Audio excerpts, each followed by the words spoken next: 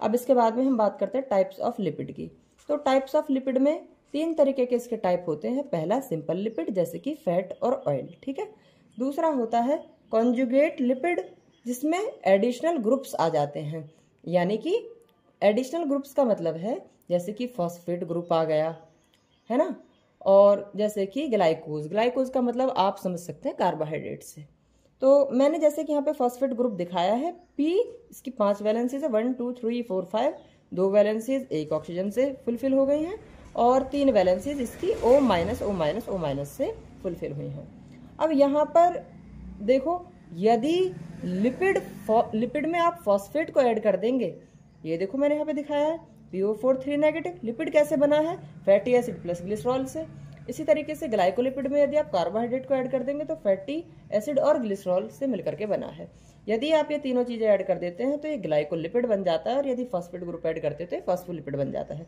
मैंने यहाँ पे दिखाया भी है कि जो ग्लिसरॉल है उसमें दो OH ग्रुप हैं वो तो आपके फैटी एसिड से ही फुलफिल हुए हैं, और जो एक आपका फॉस्फेट है वो किससे फुलफिल हुआ है, जो आपका एक OH है वो फॉस्फेट से फुलफिल हुआ है, ठीक है। अब इसके बाद में मैंने इस स्ट्रक्चर को यहाँ पे बना करके दिखाया है। ये आपका है ग्लिसरॉल, इसके बाद में जो ये ऑक्सीजन है, यहाँ पर था पहले OH और ये था आपका कार्बोक्सिलिक, तो इसके OH ने इसका हाइड्रोजन लेने के बाद में ये एस्टर बॉन्ड बना लिया और यहाँ पर एस्टर बॉन्ड बना लिया, लेकिन यहाँ पर एक फॉस्फेट ग्रुप जोड़ा गया है इस पहले वाले OH के साथ में। तो जब ये फॉस्फेट ग्रुप यहाँ पर जुड़ चुका है तो अब ये क्या हो गया, इसका नाम हो गया फॉस्फोलिपिड।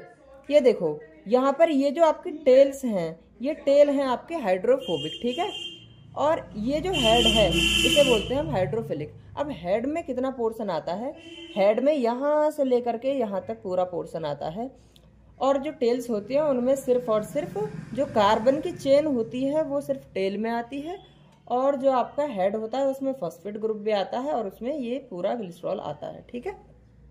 बस इतना ही था इसमें। और